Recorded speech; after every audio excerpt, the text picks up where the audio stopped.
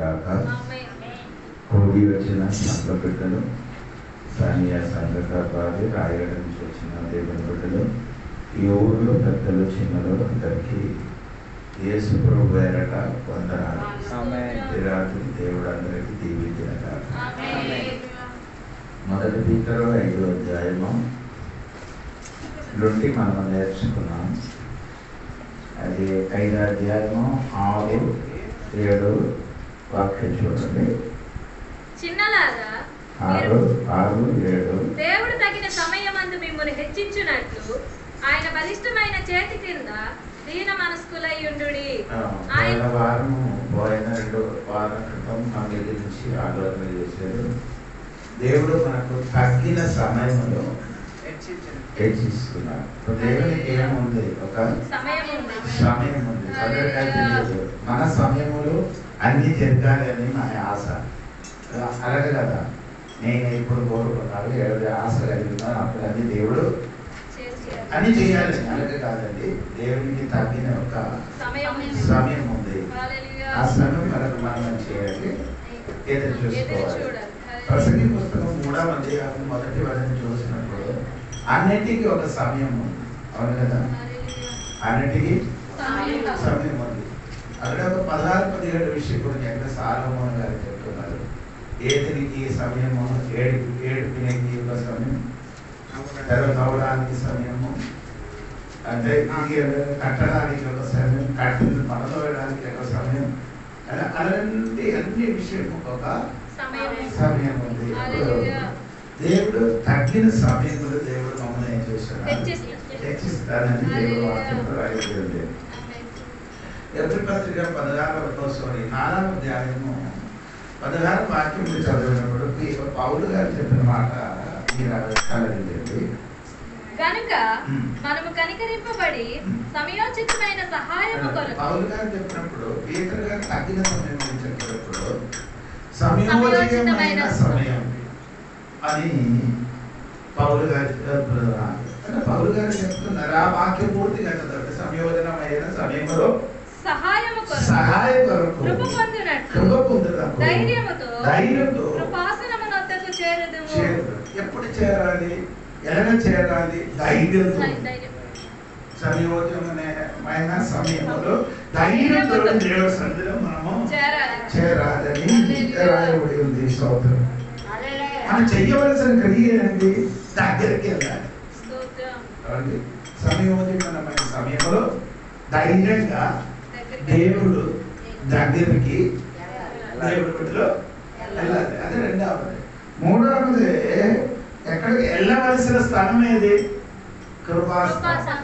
ఆ కృపాసనములు సంవత్సరంలో ఒకసారి మాత్రమే మహాయాజకుడు అక్కడికి వెళ్తున్నారు. అక్కడ వేరొక మనుషుడికి వెళ్ళడానికి వీలు లేదు. ఎక్కడ? కృపాసనంలో. ఇప్పుడు మనకు సంవత్సరములు కాదు, ఎప్పుడు వెళ్ళవచ్చు?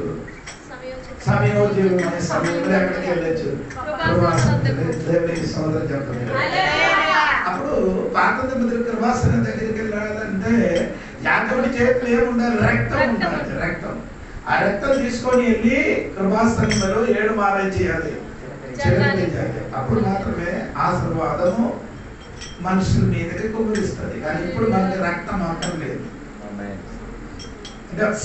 సమయము అక్కడ ఏ టైంలో కూడా దేవుడి దగ్గరికి వెళ్ళొచ్చు. దేవుడికి స్తోత్రం. ఎక్కడికి? కృపాసనంలో. కృపాసనంలో వేరొక వ్యక్తి రక్తం లేకుండా వెళ్ళిపోతే ఆ వ్యక్తి ఏమవుతుంది? చచ్చిపోతుంది. ఇప్పుడు మనం కృపాసనం దగ్గరికి వెళ్ళినప్పుడు ఏం అక్కర్లేదు. దేవునికి స్తోత్రం. రక్తం అక్కర్లేదు. అక్కడే దీని ముందుకు తీర్పు జరిగిన స్థలం. ఇప్పుడు ఏమైంది? కృప. స్తోత్రం. ఇప్పుడు దేవుడు తీర్పు తెచ్చిన దేవుడిగా కాదు, మమ్మల్ని మీదకి కృప వెంబడి కృప భరించిన దేవుడికి స్తోత్రం. దేవుడికి స్తోత్రం. ఎందుకంటే సహాయం దేనికెళ్ళాలి? ఎక్కడికి? కృపాసనానికి. ఎప్పుడు వెళ్ళాలి? ఎలాగెళ్ళాలి? ధైర్యంతో. ఎవరి దగ్గరికి వెళ్ళడానికి అక్కడ సహాయం దొరకడానికి ఎక్కడికి వెళ్ళాలి? కృపాసనం దగ్గరికి వెళ్ళాలి. దేవుడి దగ్గరికి సహాయం దొరకని వెళ్ళమ్మా. వెళ్ళినప్పుడు దుఃఖంతోనే వస్తుంది, తిరిగి వచ్చినప్పుడు ఆనందంతో. అబ్రహాము దాన్ని కుమారుడికి వెళ్ళి అర్పించడానికి ఆ మోరియా కొండ పైకి వెళ్ళినప్పుడు ఎలాగే వెళ్ళింది, ఏడుపుతో తిరిగి వచ్చినప్పుడు తండ్రి కుమారుడు మాట్లాడి నవ్వుకొని తిరిగి వస్తుంది. దేవుడికి స్తోత్రం. ఎవరో దేవుడి సన్నిధిలోకి వచ్చారో దుఃఖంతో వచ్చారో తిరిగి వెళ్ళినప్పుడు అలాగే కాదండి, నీ జీవితం మార్పు జరిగి, నీ జీవితంలో ఆనందం కలిగి, నీ జీవితంలో విడుదల కలిగి. అందరూ వెళ్తున్నారు, ఎందుకు ఆదివారం చర్చకి వెళ్తున్నారు? నాడికైతే టేస్ట్ తెలియదు, మనకంటే టేస్ట్. దేవుడికి స్తోత్రం. ఎన్నెన్నో బాధలతో వేదనతో దేవుడి సన్నిధిలోకి వచ్చి ప్రార్థన చేసి వాక్య పరిచరిసి బల్ల కార్యక్రమం నుండి పాల్గొండి మనం వెళ్ళినప్పుడు ఏదో ఒకటి పొందినట్టుగా మనం ఇంటికి నీకన్నా కూడా అవుతున్నారు. జరిగింది నా జీవితం వచ్చినది. దేవుడికి స్తోత్రం. దేవుడి సన్నిధిలో వచ్చినప్పుడు అన్ని బాధలు మంచి అరిగిపోయినట్టుగా కరిగిపోతుంది. దేవుడికి స్తోత్రం. చెప్పుకొని వచ్చినది సమయోజనమైన సమయం దేవుడు సన్నారు. ఏంటి? గలాతీ పత్రికలో మనం చదివినట్టు 9వ అధ్యాయము 6వ వాక్యంలో, 6వ అధ్యాయం 9వ వాక్యంలో, గలాతీ పత్రిక 9వ అధ్యాయం లేదు, 6వ అధ్యాయం వరకు ఉంది. 6వ అధ్యాయం మనము మేలు చేయుట యందు విసుకగా ఉందము, మనము అలయక మేలు చేసితే మేము తగిన కాలమందు పంట కోతుము. అని చెప్పండి. తగిన సమయంలో మీకేముంటాము? పంట కోసిన సమయం. ఇప్పుడు మీ సమయం, ఇప్పుడు నీ విత్తనం వేసిన సమయం, ఇప్పుడు వేసినది. నీకు ఒక ఇంకొక సమయం, ఏడు సమయం, అది కోతకాలం, భయంకరమైన కోతకాలం. ఇప్పుడు ఏసి మనం ఏం చేస్తున్నారు? విత్తనాలు వేస్తున్నారు. దేవుడికి స్తోత్రం కలిగిన అదే పౌలు గారు చెప్తున్నామా, ఇప్పుడు ఏసి విత్తనాలు వేస్తున్నారా? కొన్ని దినముల తర్వాత తగ్గిన సమయంలో మీ ఏమవుతున్నారు? పంట కోసిన ఒక సమయం. వేసినప్పుడు కొంచెం అవును కదా, విత్తనం వేసినప్పుడు ఎంత? 1 కేజీ లేకపోతే 5 కేజీ. కోసినప్పుడు ఎంత? 5 కేజీ కాదు, 7 రెట్టింపు. స్తోత్రం హల్లెలూయా. చెప్పండి హల్లెలూయా. దేవుడి సన్నిధిలో వచ్చి కన్నీరు కలిసి ప్రార్థన చేసినది కొంచెం, కానీ నీ జీవితంలోకి మేలు పొందినప్పుడు విస్తారమైన మేలు. దేవుడికి స్తోత్రం. అందుకని ఇక్కడ రాయబడిన మాట ఏమంటే, తగ్గిన సమయంలో దేవుడు మిమ్మల్ని హెచ్చిస్తున్నారు. తర్వాత హెచ్చించడానికి మీరేం చేయాలి? తగిన సమయమందు మిమ్మును హెచ్చించునట్లు ఆయన బలిష్టమైన చేతి క్రింద దీన మనస్కులై ఉండుడి. స్తోత్రం. ఆయన చెయ్యి ఎక్కడ చెప్తున్నారండి? దేవుడు చెయ్యి ఎలాగా ఉంది? బలిష్టమైన చెయ్యి. స్తోత్రం. ఆమె చెప్పండి. ఈ చెయ్యి గురించి మనం చెప్పినదంటే చెప్పడానికి ఎక్కువ ఆరగలు ఉన్నవాడు ఇశ్రాయేలు. స్తోత్రం. అవును కాదా? అవును కదా. నిర్గమకాండము 13వ అధ్యాయము 6వ వాక్యం చూడండి. 6వ వాక్యం, నిర్గమకాండము 13వ అధ్యాయం 6వ వాక్యం. యెహోవా ధర్మశాస్త్రము నీ నోట నుండునట్లు బలమైన చేతితో యెహోవా ఐగుప్తులో నుండి నిన్ను బయటికి రప్పించినట్లు. ఇశ్రాయేలు ప్రజలకి దేవుడు ఎలాగా విడిపించారు? బలమైన చేతితో ఐగుప్తు దేశం నుండి నిన్ను నేనే చేశాను. దేవుడిని స్తోత్రం చెప్పాలి. ఫరోను సాధారణ వ్యక్తి కాదు. ఆయనకి ఏముందండి? సైన్యం ఉంది, అధికారం ఉంది, పవర్ ఉంది. దేవుడికి స్తోత్రం. అటువంటి రాజుడు చేతుల నుండి దేవుడు ఎలాగా విడిపించారు? బలమైన చేతులు. దేవుడికి స్తోత్రం. ఇశ్రాయేలు ప్రజలకు తెలుసు దేవుడు బలమైన చేతులు. దేవుడికి స్తోత్రం. నీ కూడా చెప్పాలి, దేవుడు నన్ను బలమైన చేతులతో రోగం నుండి, వేదన నుండి, దుఃఖం నుండి, సమస్య నుండి నన్ను నా కుటుంబానికి రప్పించిన.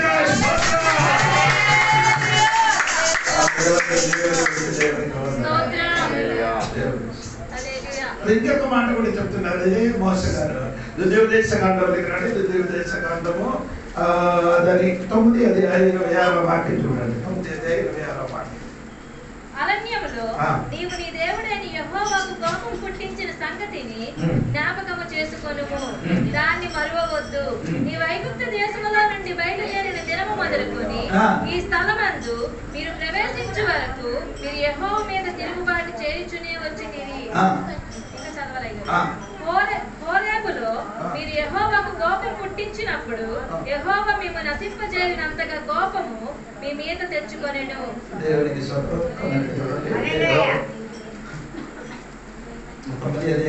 brought out the Egypt by the great power and strength and of his strong hand. 26వ వచనంలో ఉంది, తన బలిష్టమైన చేతులలో నుంచి ఐగుప్తు దేశంలో నుంచి తన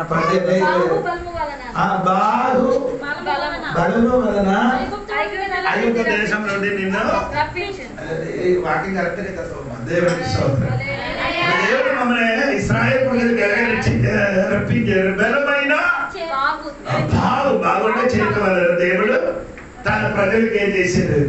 రప్పించారు. దేవునికి స్తోత్రం. ఆ బలం గురించి ఎవరికి తెలుసు?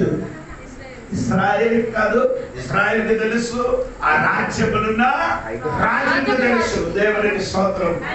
ఆ రాజుకు మాత్రం కాదు, ఇంకెవరికి తెలుసు? అక్కడే ఉన్న మాంత్రికుడు కూడా దేవుడు బలం గురించి బాగా తెలుసు అండి. దేవుడికి స్తోత్రం. అవును కదా, అక్కడ ఆవిడ చెప్పిన మాట ఎలాగుందండి? దేవునికి స్తోత్రం. అదే 8 అధ్యాయము 18 వాక్యం చూడండి. 19 వాక్యం, సారీ 19 అధ్యాయం 19 వాక్యం.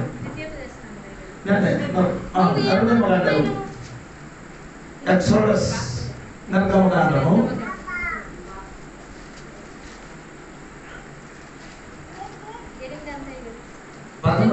19 నుండి చదవండి. అంటే తెలుగులో ఏం చేస్తున్నారంటే కేంద్రం మూల భాష లేదంతా చూడమ్మా. The power of the finger of God. అప్పుడు దేవుడు మాంత్రికుడు మాంత్రికులు అన్ని చేసినప్పుడు దేవుడు పని అక్కడే చేశాడు. దేవుడు ఏ పని చేశారు? మోస చేతుల్లో కర్ర చేసినప్పుడు మామయ్యింది. అదే పని ఎవరు చేసింది? రాళ్ళు కూడా ఏం చేశారు? కర్ర చేసినప్పుడు కూడా అదే ఏమైంది? పాము అయింది. కానీ మోస వేసిన ఆ కర్ర మొత్తం ఉన్న కర్రకి ఏం చేశారు? మృంగినప్పుడు ఆడ ఏం చెప్పారు? ఇది దేవుడు రేలు అంటే దేవుని ఆ బాగు వదలిదండి జరిగిందంట. దేవునికి స్తోత్రం. ఇది పీతర్ గారి సరిగా తెలుసండి. దేవుడు బాగు కొట్టి దేవునికి స్తోత్రం. అందుకని ఈ రాత్రి దేవుడు బిడ్డలారా, ఈ బాగు దేవుడు చెయ్యి 2 పని ఒక సమయం చేస్తుంది. దేవుడు చెయ్యరగా తీసుకున్నారండి. 2 పని ఒకే సమయంలో చేశారు. దేవునికి స్తోత్రం. ఎస్రా రాసిన పత్రిక చూడండి, 8 అధ్యాయం 22వ వాక్యం. ఎస్రా చూడండి 8:22.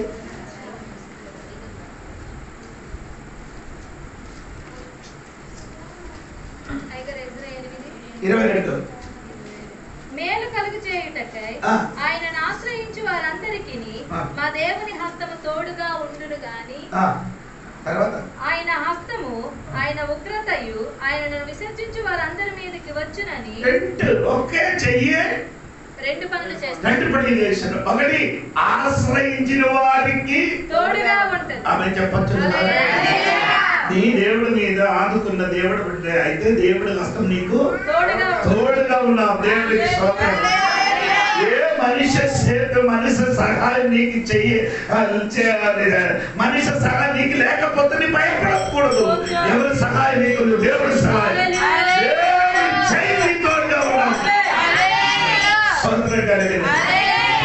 రెండవది మాట, ఆయనకి విసర్జన అంటే విడిచిపెట్టిపోయిన వాడికి ఆయన చెయ్యి వారి మీదకి ఆమె చెప్పాలి. చెప్పండి. ఒక పక్క తోడుగా, ఇంకొక పక్క ఒక్కరిది వస్తున్నారు. దేవుడికి స్తోత్రం. ఇశ్రాయేలు వెలుగులో ఉన్నప్పుడు, ఇశ్రాయేలు ప్రజలు వెలుగులో ఉన్నప్పుడు ఆ మిస్రయీములు ఐగుప్తు దేశంలో చీకట్లు ఉన్నారు. స్తోత్రం. ఇశ్రాయేలు పగడి మేఘ స్తంభం కింద ఉండినప్పుడు అదే ప్రజలు అనగానే ప్రజలు ఎలా ఉంది వేంపులోనే ఉన్నారు. దేవుడికి స్తోత్రం. ఒకే టైంలో దేవుడి చెయ్యి రెండు విధాలు కార్యం చేస్తున్నారు. దేవుడికి స్తోత్రం. నీకు తోడే విడిచిపెట్టిన వాడికి ఉగ్రత. దేవుడికి స్తోత్రం. అది పీతర్ గారికి బాగా తెలిసిన కాబట్టి పీతర్ గారు చెప్పిన మాట ఏమనంటే దేవుడి చేతి కింద ఎంగిల బలవంతుల చేతి కింద స్తోత్రం ఆయన చెయ్యి కింద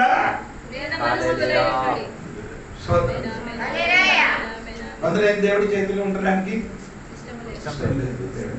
దేవుడు చెయ్యి అని అనుకుని మనకు బలం కాదండి. దేవుడు చెయ్యి అని చెప్పినది దేవుడి శక్తి, దేవుడు బలం గురించి అర్థం చెప్తున్నారు. దేవుడికి స్తోత్రం. హల్లెలూయా. ఈ రాత్రి మర్చిపోకండి. పీతర్ గారు చెప్పిన మాట లోనికి తిరిగి రండి. మొదటి పీతరు 6వ అధ్యాయం 5వ అధ్యాయం 6వ వాక్యం. దేవుడు తగిన సమయమందు మిమ్మల్ని హెచ్చించునట్లు ఆయన బలిష్టమైన చేతి క్రింద దీన మనస్కులై ఉండుడి. ఎక్కడ కూర్చోండి మీరు? చేతి క్రింద. చేతి కింద దీన మనస్కులై ఉండుడి. ఆమేన్. హల్లెలూయా. ఆమేన్. హల్లెలూయా. నేను ఉంటే దేవుడికి తోడుగా ఉంటాడు. స్తోత్రం.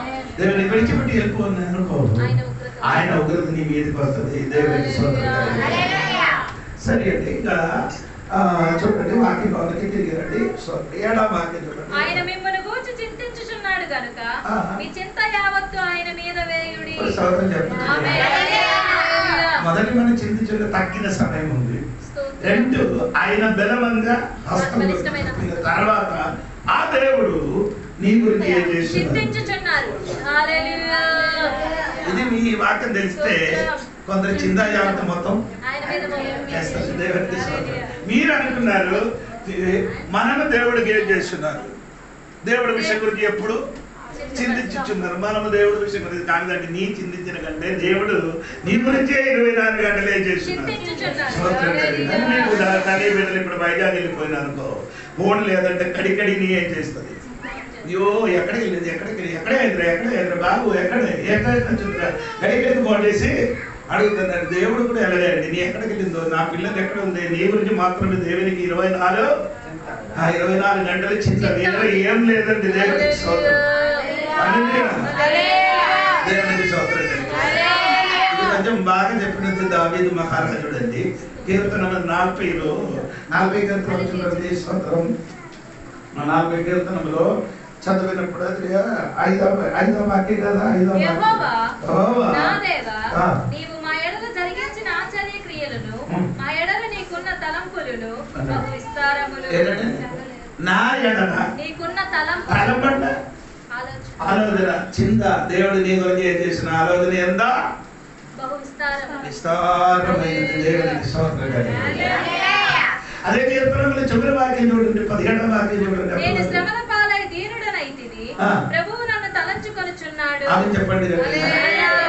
దేవుడు నన్ను ఏం చేస్తున్నాడు. తలంచుకోవాలంటే అదే నిన్ను చింతించుచున్నాను. నీ గురించే చింత. దేవునికి స్తోత్రం. దావీదు మహారాజుడు చెప్తున్నారు, నా గురించే దేవుడు 24 గంటలు ఏం చేస్తున్నారు, చింతిస్తున్నారు. స్తోత్రం కలిగిన ఎంతమంది ఇప్పుడు కూడా చాలా మందికి ఏముంది చింత ఏమవుతుంది. పిల్లలు ఏమవుతుంది మీకే ప్రౌఢ అవుతున్నారు. దేవుడికి స్తోత్రం. ప్రౌఢ మనకే, పిల్లలకి ఏ ప్రౌఢ లేదు. దేవుడికి స్తోత్రం.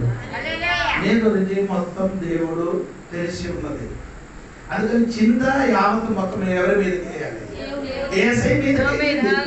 ఇంకా భారం పట్టుకొని నీ ఏం చేయకూడదు, తిరగకూడదు. మొత్తం ఏసై మీద. నీ పిల్లల విషయం కొద్దే, అప్పుల విషయం కొద్దే, నీ స్థలం విషయం కొద్దే, ఇల్లు విషయం కొద్దే, నీ భర్త విషయం కొద్ది అన్ని ఏం చేయాలి, నీ అవ్వాలి, ఫ్రీ అవ్వాలి. ఇప్పుడు అలా ఉన్నారా? అప్పుడు అయ్యారు చెప్పినప్పుడే ఫ్రీ అయింది అయ్యారు. తర్వాత మొత్తం బుర్ర పని చేయి. బుర్ర విశ్వాసాలకి అన్ని ఉన్నవారి ప్రౌఢం అంటే విశ్వాసాలు మీకు మాత్రమే, లోకంలో ఉన్న వాళ్ళకి అందరికీ ఉన్న ఒక ప్రౌఢం. దేవునికి స్తోత్రం. ఏటవుతుంది అని చింత, ఒక ఒక భయంకర భారంతో ఈ విశ్వాసులు అందరూ తిరుగుతున్నారు. దేవునికి స్తోత్రం. అది దేవుడు చెప్పిన నేను నీ గురించి చింతించినప్పుడు నీ నా గురించి ఏం చేయకూడదు. స్తోత్రం. మన గురించి చింతించకూడదు. దేవుడు నీ గురించి చింతించినప్పుడు మన గురించి మనం చేయకూడదు. దేవుడి గురించి చింతించండి. దేవుడికి ప్రార్థనకి వెళ్ళాలి, ఆరాధనకి వెళ్ళాలి, దేవుడికి స్తోత్రం, సువార్తకి వెళ్ళాలి. ఇది గురించి నీ చింతించండి. మీ గురించి ఏం చేయకూడదు. స్తోత్రం కలిగి అది మత్తాయి కొంచెం కూడా కరెక్ట్ గా చెప్తున్నారు. అవును కదా. మత్తాయి సువార్త 6వ అధ్యాయంలో మీరు చదవండి. 32 కిందకి చదవండి, 32 కిందకి చదవండి. రేపు పొయ్యిలో వేయబడు అడవి గడ్డిని దేవుడు ఇలాగా అలంకరించిన ఎడల అల్ప విశ్వాసులారా మీకు మరి నిశ్చయముగా వస్త్రములు ధరింపజేయురు కదా. కాబట్టి ఏమి తిందుమో ఏమి త్రాగుదుమో ఏమి ధరించుకొందుమో అని చింతపడకూడి. ఏమి తిందుమో ఏమి త్రాగుదుమో ఏమి ధరించుకొందుమో అని చింతించ. ఆవు చచ్చిపోయినప్పుడు ఆవు పిల్లల కోసం ఎదురు గడ్డి గట్టి చేసి అక్కడ ఉంచి చచ్చిపోతున్నారా ఏంటి? అది చచ్చిపోయినప్పుడు దేవుడు ఏం చేస్తున్నారు? ఆ పిల్లలకి ఏం చెప్తున్నారు? పోషిస్తున్నారు. అదే విధంగా మనకు దేవుడికి మనం ఎప్పుడు మారు మనసు పొంది రక్షణ పొందేనో ఆ దినం నుండి అన్ని విషయం దేవుడు చూసుకున్నాడు. దేవుడికి నీ గురించే దేవుడు చింతించాడు. నీ గురించే ఆలోచన, నీ గురించే ఇల్లు కట్టుతున్నారు, నీ గురించే పనులు సిద్ధపడుతున్నారు, నీ గురించే దేవుడు అన్ని కార్యక్రమాలు చేయిస్తున్నారు. దేవుడికి ఆ దేవుడికి గట్టిగా స్తోత్రం చెప్పాలి. అందరికీ ఏం లేదు, నిద్ర లేదు. అయ్యారు మాకు నిద్ర రాలేదు. అయ్యారు ఎందుకమ్మంటారు? ఏం చేయొచ్చు తెలియదు. అయ్యారు ఏదో టెన్షన్ ఉంది కాబట్టి నిద్ర లేదండి. దేవుడికి స్తోత్రం కలిగి నేను రాత్రి పడుకున్నదే నాకు తెలుసు. తెల్లవరి ఒకడు ఫోన్ చేసేప్పుడు నేను లేచాను. దేవుడికి స్తోత్రం. నేను మీరు అనుకున్న అయ్యారు ఇప్పుడు నేను 7 ప్రోడక్ట్ దానికి శరీరాలకు చూసినప్పుడు మీరు అలాగే అనుకున్నారు. పెద్ద చెట్టుకు పెద్ద గాడి అండి, చిన్న చెట్టుకి దేవుడికి స్తోత్రం. దేవుడికి స్తోత్రం. మనకందరికీ ప్రోగ్రాలు ఉన్నాయి కానీ మన చిన్న యావత్ మొత్తం దేవుడి మీదకి వేయాలి. ఆ గడ్డి గురించి చూడండి నేను చెప్పుకున్నారు. దేవుడికి స్తోత్రం. గడ్డి గడ్డే మీరందరే శ్రేష్టమైన వాడు. స్తోత్రం కదా. 24 గంటలు ఆలోచన చేస్తున్నారు. దేవుడికి స్తోత్రం. ఇంకొక మాట కూడా చెప్పిన మాట వినండి. కీర్తనల నుండి ఒక మాట చెప్తానంటే మీరు చూడండి. 55 కీర్తన 22వ వాక్యం చూడండి. 55 కీర్తన 22వ వాక్యం. నీ భారము యెహోవా మీద మోపుము, ఆయన నిన్ను ఆదుకొనును. ఆమేన్ చెప్పండి. ఆమేన్. హల్లెలూయా. యెహోవా మీద మోపుము, యెహోవా మీద మోపుము, ఆయన నిన్ను ఆదుకొనును. ఆదుకున్నారు. ఆమేన్. దేవునికి స్తోత్రం. హల్లెలూయా. హల్లెలూయా. దేవుడి మీద నీ భారం ఏం చేయాలి? ఎంత ఉంది భారం? 10 కేజీ 20 కేజీ 50 కేజీ ఎంత ఉందని అది మొత్తం మోయడానికి ఏసై రెడీ. మీరేం చేయాలి? వేయడానికి మీరు రెడీ అవ్వాలి. యేసు ప్రభు చెప్పండి నా మీదకి ఏం చేయాలి? మీరేం చేయాలి? దేవా నా భారం మొత్తం దేవుడి మీద. ఇంకా ఈ విషయం గురించి నేనేం చేయను, చింతించను. దేవుడికి అందుకని దేవుడి సంగమా భయపడకూడదు. పీతర్ గారికి పెట్టినారు. పీతర్ గారికి ఇది బాగా తెలుసు. పీతర్ గారికి ఇది బాగా తెలుసు. ఎప్పుడు తెలుసు? ఓడ మీద ప్రయాణం చేశారు కదా. మార్కు సువార్త ఉంది కదా, 4వ అధ్యాయంలో చివరి వాక్యం ఓడ మీద ప్రయాణం చేసినప్పుడు ఓడలో మీదకి కరెంట్లు వచ్చినప్పుడు ఆడ దేవా శిష్యులు చెప్తున్నారు ఏంటి? నేను చచ్చిపోతాం నీకు లేదా? అదే 40 వాక్యం. అప్పుడు ఆయన మీరెందుకు భయపడుచున్నారు? మీరెక్కను నమ్మికము. 39 వాక్యం కదా. 39. అందుకు ఆయన లేచి గాలిని గద్దించి నిశ్శబ్దమై ఊరుకుంటుమని సముద్రంతో చెప్పగా గాలి అణిగి 38 నుండి చదువు. ఆయన దోణి అమరమున తలగడ మీద తల మార్చుకొని నిద్రించుచుండెను. వారు ఆయనను లేపి బోధకుడా మేము నశించిపోవచ్చున్నాము, నీకు చింత లేదా అని ఆయనతో అడిగి. శిష్యులు చెప్పారు బోధకుడా మేము నశించిపోతున్నాము, చింత లేదా? చెప్పండి. ఎవరితో ప్రయాణం చేస్తున్నారు? ఓడ మీద ఏసై ఉన్నాం. ఓడ మీద ఏసై ఉన్నప్పుడు ఏం చేస్తున్నారు? దేని గురించి అడిగిందా?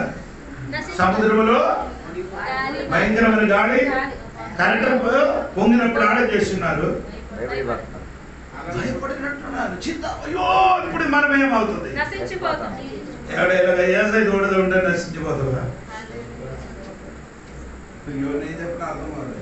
ఈ 12 శిష్యుల ఓడలు ఉన్నప్పుడు అలాగే చెప్తే, ఇంత దూరం ఉన్నప్పుడు మనం ఎన్నిసార్లు చెప్తున్నారు? ఏసయ్య తోడుగా ఉండినప్పుడు వారు ఏం చెప్పారు? చింత లేదా అని అడుగుతున్నారే. ఇప్పుడు మనమే అర్థంలో కూర్చి ఎన్నిసార్లు చెప్పారు? నాకు చింత లేదా, నీకు నాకు దేవుడా చింత లేదా? అమ్మా చింత ఉంది. చింత ఉన్నా కాబట్టి ఇక్కడ ఆరాధనకు లేకపోతే ఆ కరెక్ట్ ఏదో సమస్యలు వచ్చినప్పుడు నీ కూడా ఏమవుతుంది? చనిపోవలసిన వాడు కానీ చనిపోకూడదు. దేవుడు తీసుకొని వచ్చినది చింత ఉన్నది కాబట్టి దేవుడికి స్తోత్రం కలిగింది. ఇప్పుడు ఆ దోణలు ఏం చేస్తున్నారు?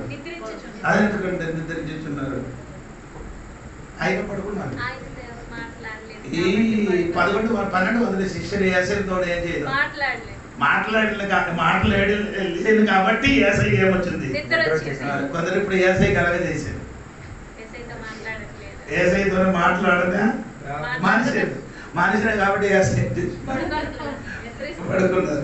జ్వరము సమస్య వచ్చినప్పుడు అప్పుడు పిలుస్తుంది, ఏసయ్యా నా గురించి నీ దోణలు నీ ఏసయ్య చేయకూడదు, నిద్రించకూడదు. ఎనీ టైం ఆయనతో ఏం చేయాలి? నీ వేదన కష్టములన్నీ ఆయనకి తెలియదు.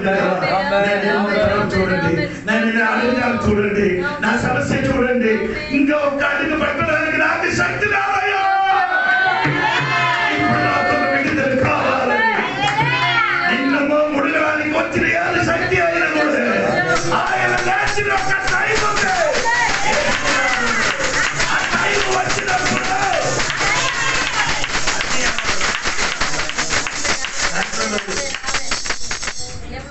అన్ని ఏమైంది? చెప్పండి. ఎప్పుడప్పుడు మనం ఇలాగ అడిగింది మీరు అడుగులే. నేను ఎన్నిసార్లు అడిగాను దేవునికి, దేవా నా గురించి నీకు చింతలేదా? స్తోత్రం. ఈ బాధ తట్టుకోలేనే కాబట్టి అది కొంచెం కిందకి వచ్చినప్పుడు మీరు చెప్తారు దేవునికి స్తోత్రం అడుగుతున్నారు. మనిషిని అయింది కాబట్టి మనం అందరూ ఏమవుతుంది? దేవునితో అడుగుతుంది, నా గురించి ఏం చేయలేదు. ఇది భర్త నీ గురించి భర్తకి చెప్తాను, నువ్వు నా మీద ఏం లేదు. అదే విధంగా భర్తకి ఏదైనా చెప్తున్నారో అదే విధంగా దేవుడికి చెప్తున్నారు. దేవుడికి అడిగి తేడా ఉన్నది తెలియదు. దేవుడికి స్తోత్రం. హల్లెలూయా. దేవుడు మన గురించి 24 గంటలు ఏం చేస్తున్నారు? చిన్నది చేయాలి. దేవుడి మీద దేవుడికి స్తోత్రం. వాక్యంలోనికి నిబ్బరమైన బుద్ధి గలవారై మెలకువగా ఉండుడి. మీ విరోధి అయిన అపవాది గర్జించు సింహము వలె ఎవరిని మింగుదునా అని వెతుకుతూ తిరుగుచున్నాడు. దేవునికి స్తోత్రం.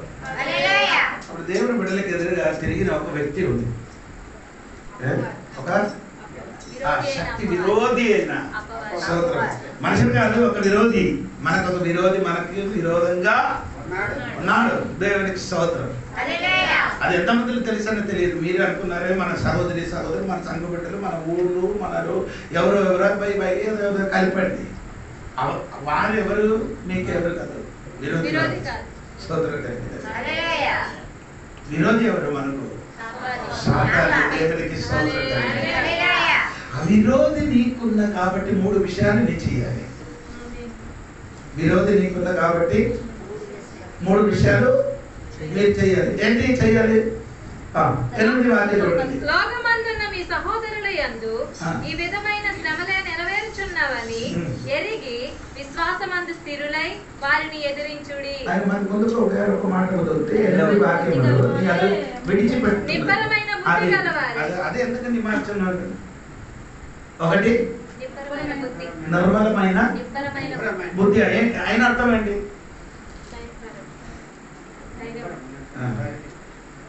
మిమ్మల్ని కొందరికి నాకు చూసినప్పుడు బుద్ధి లేనట్టు కనిపిస్తున్నారు. బుద్ధి లేని వాడికి ఎలాగ తెలుసు? బుద్ధి లేని ఒక పిల్లలకి ఎలాగ తెలుసు అండి? తన క్రియలను బట్టి అది చేసే పనులు అలాంటి ఉంటాయి. దేవుడు నేను చూసినప్పుడు అలాగా బుద్ధి లేని వాళ్ళకి బుద్ధి లేని వాడు నీకు బుద్ధి లేదు. స్థిరబుద్ధి పని చేసి చూసినప్పుడు స్థిరబుద్ధి కలిగిన బుద్ధి కలిగిన వాడుగా కనిపించలేదు దేవుడు. ఇదే వాక్యం ఇదే వాక్యము పదము వేరే ఉంది. ఒకటైతే 13వ వాక్యం ఉంది, 4వ 7వ వాక్యం సేమ్ వాక్యం ఉంది. కొందరికి ఇప్పుడు ఏం లేదు, బుద్ధి లేదండి. స్థిరబుద్ధి కలిగిన వాడి లేదు. కొందరికి ఇప్పుడు బుద్ధి లేదు. ఆయన పద్ధతి చూస్తే, ఆయన పని చూస్తే తెలుసు ఈయనకి ఏం లేదు, దృఢమైన బుద్ధి లేదని తెలుసు. నీకు యొక్క ఎదురుగా ఒక వ్యక్తి ఉన్నా కాబట్టి నీకేమో ఎలా ఉండాలి? బుద్ధి కలిగి ఉండాలి. ఎలాగ బుద్ధి ఉండాలి? యేసుప్రభువు చెప్పాలి కదా, ఎలాగ బుద్ధి ఉండాలి చెప్పండి. సర్పము ఎలాగ బుద్ధి ఉండాలి?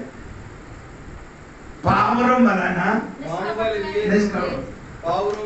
పాము వలన అలాంటి బుద్ధి ఉంటుంది. పాము ఎప్పుడు తల పైకి వచ్చేది. మళ్ళీ నేను చూసా తల వెంటనే ఏం చేస్తున్నారు, తెచ్చిస్తుంది. కొట్టడానికి వచ్చి అటు ఇటు ఏమవుతుంది? తల మీదకి ఏం చేయకూడదు, దెబ్బ తగలకుండా ఎన్ని టైంలో కాపాడుతున్నారు.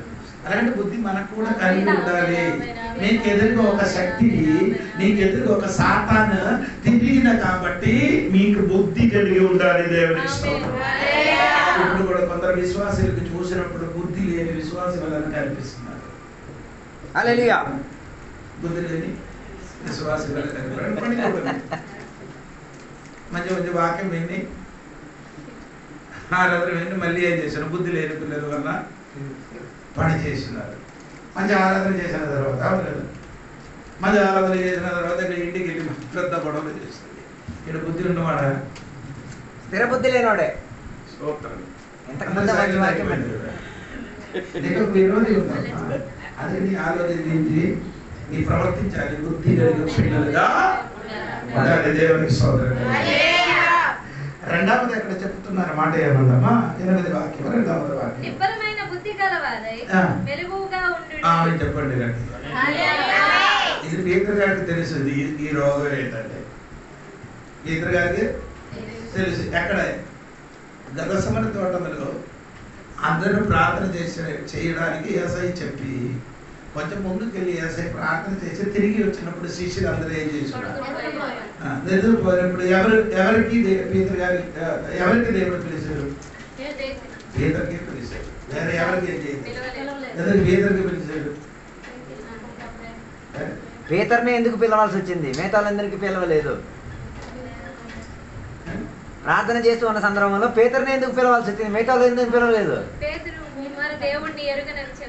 అది కాదు, పేతురుకి దేవుడు చేస్తాడు. నీ జీవన్ కలిగిన దేవుని కుమారుడు. వెంటనే దేవుడు ఏం చెప్పాడు? నీ చేతికి ఏమిచ్చాడు? తాళం ఇచ్చాడు. నీ చేతికి తాళం ఇచ్చిన వాడికి దేవుడికి గట్టిగా పట్టుకున్నాం. ఎలగలేదు. ఎవరికి దేవుడు తాళం ఇచ్చారో వాళ్ళకి అడుగుతారు.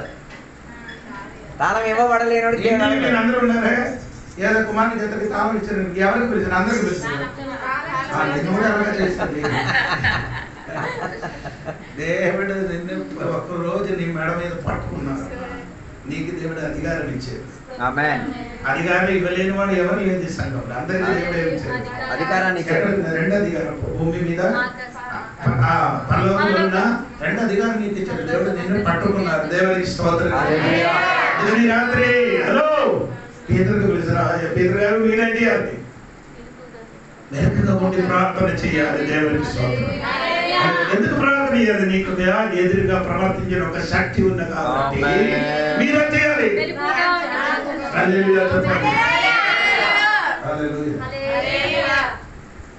విత్తనం వేసిన సమయంలో ఏమవుతుంది? మనిషి కుమారుడు ఏం చేస్తున్నాడు? మనుషులు నిద్రించినప్పుడు ఎవరొచ్చి?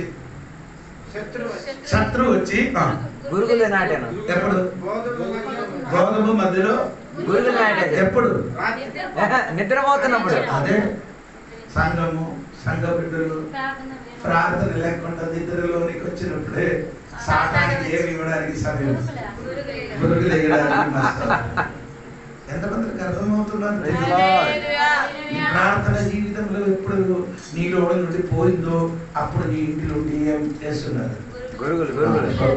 పవన్ కళ్యాణ్ గారి సినిమా, అల్లు అర్జున్ గారి సినిమా, సీరియల్ అన్ని చూసినప్పుడు ఇది తోడుగా ఒక విత్తనం కూడా నీ ఇంటిలో ఏం చేసేది? నాటేశారు. దేవునికి స్తోత్రం. హలో సంగమా, ఇది గురువుడానికి సమయం కాదు. ఎదురుగారు ఏం చేయాలి? వెలుగులో ఉండి నేను ఒక శత్రువు ఉన్నా కాబట్టి, సంఘానికి ఒక శత్రువుగా ఉన్నా కాబట్టి సంఘ బిడ్డలు ఏం చేయాలి? ఏమంటే అయ్యో రాత్రి మొత్తం ముక్కునుకోకుండా ప్రార్థన చేయాలి, అది కాదండి. దేవునికి స్తోత్రం. ఆత్మీయ జీవితంలో ఏముండకూడదు? నిద్ర ఉండకూడదు. ఆత్మీయ జీవితంలో ఏముండకూడదు? స్తోత్రం. దేవుడు రెండాక రాకడ సమయం సంఘం అలాగా మారిపోయింది. దేవుడు రెండా రాకడ సమయం సంఘ బిడ్డలు ఎలా ఉంది? నిద్రలోనికి మెల్లమెల్లగా పడిపోతున్నారు. స్తోత్రం. హల్లెలూయా. దేవునికి స్తోత్రం. మనం ఒక శత్రువు ఉన్న కాబట్టి మనం ఏం చేయాలి? వెలుగుగా ఉండాలి. దేవునికి స్తోత్రం. అందుకని రాత్రి దేవుడు సంగులగట్టి దేవునికి స్తోత్రం ప్రార్థన చేయడానికి లగాలి. దేవునికి స్తోత్రం. మూడవది దేవునికి స్తోత్రం. ఆ 10 వచనం చూడండి. 10 వచనం చూడండి. తన నిత్య మహిమకు క్రీస్తునందు మిమ్మును పిలిచిన సర్వకృపానిధియగు దేవుడు 9 నుండి చదువు. 9 నుండి లోకమందున్న మీ సహోదరులయందు ఈ విధమైన శ్రమలే నెరవేర్చుచున్నావని ఎరిగి విశ్వాసమందు స్థిరులై స్థిరులై ఉండాలి. స్థిరంగా ఉండి ఎదిరించాలి. వారిని ఎదిరించాలి. స్తోత్రం కలిగించాలి. మూడు కార్యాలు చేయాలి. నీకు ఎదురుగా ఒక శక్తి ఉంది కాబట్టి మీరు ఒకటి బుద్ధి గల వారుగా ఉండాలి. 2 వెలుగుగా ఉండాలి. 3 విశ్వాసం స్థిరులై ఉండాలి. మనకి ఏం లేదు, విశ్వాసంలో స్థిరత్వం లేదు. మామూలుగా ఉంది. వేరియేషన్ అంటే మన ఈసీజీ మెషిన్ లాగా అది ఎప్పుడైనా చూసారా? మీరంటే అయ్యారండి నేనైతే చూశాను 2-3 సార్లు ఈసీజీ తీశారు. ఇక్కడ గుండు ఉందా లేదా తెలియదు. అప్పుడు ఏంటంటే ఈసీజీలు ఎలా ఉందని తెలుసా? కిందకి వస్తుంది, పైకి వస్తుంది, కిందకి వెళ్ళదు. అలాగే కొందరు ఎప్పుడు కూడా విశ్వాసం ఆదివారం మొత్తం పైకి, విడిచిపెట్టేది కిందకు వచ్చారు. ఆదివారం వస్తే సూపర్. చర్చి గడప దాటది మళ్ళీ కిందకు వచ్చారు. హలో అలా వేరియేషన్ ఉంటాము. హల్లెలూయా.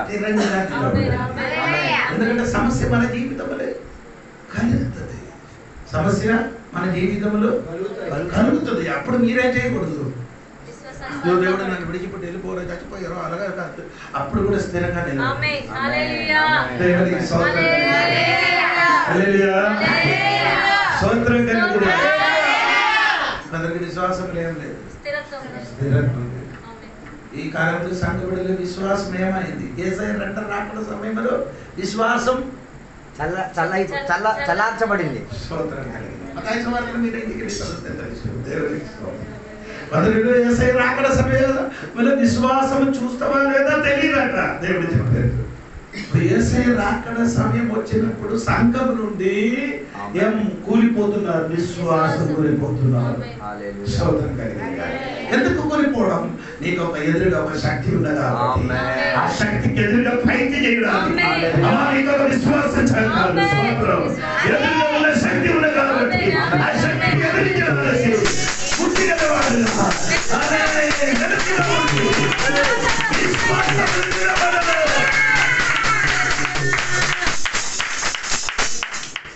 అనేది ఈ కాలంలో సంఘంగా మారిపోయిన అనుకో సంఘం మాత్రం సూపర్గా మారిపోతుంది. స్తోత్రం కలిగింది. దేవునికి స్తోత్రం. ఈ చెప్పిన వ్యక్తికి తెలుసు. చెప్పిన పెద్దగారే ఆయన 3 సార్లు చెప్పారు. 3 సార్లు తెలియదని చెప్పాడు. ఒట్టేసుకొని మరి చెప్పాడు. తెలియదని కానీ మళ్ళీ తిరిగి వచ్చినప్పుడు 3,000 మనుషులకు బాప్టిసం ఇచ్చారు. ఆయనకి దేవునికి స్తోత్రం. హల్లెలూయా. మరి రాత్రి విశ్వాసములు మీరే చేయాలి. తిరులై ఉండాలి. విడిచిపెట్టకూడదు. ఇంకా మనలోనికి కిందకి రండి. స్తోత్రం. విశ్వాసమందు స్థిరులై వారిని ఎదురించుడి. తన నిత్య మహిమకు 8 వాక్యం ఒకసారి అక్కడ చిన్న మాట. నిబ్బరమైన బుద్ధి గలవారై మెలకువగా ఉండుడి. మీ విరోధి అయిన అపవాది గర్జించు సింహము వలె ఎవరిని మృంగుదునా అని. ఇదెందుకు పీతర్ గారు అలాగా చెప్పారు?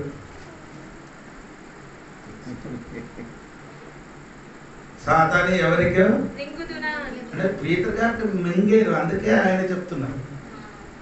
పీతర్ గారికి సాతానే చేశారు, మింగారు. దాన్ని బట్టి సంఘపడలికి చెప్తారు, నాయన నన్ను మింగారు, నిన్ను కూడా ఏం చేయకూడదు, మింగకూడదు. దేవునికి స్తోత్రం.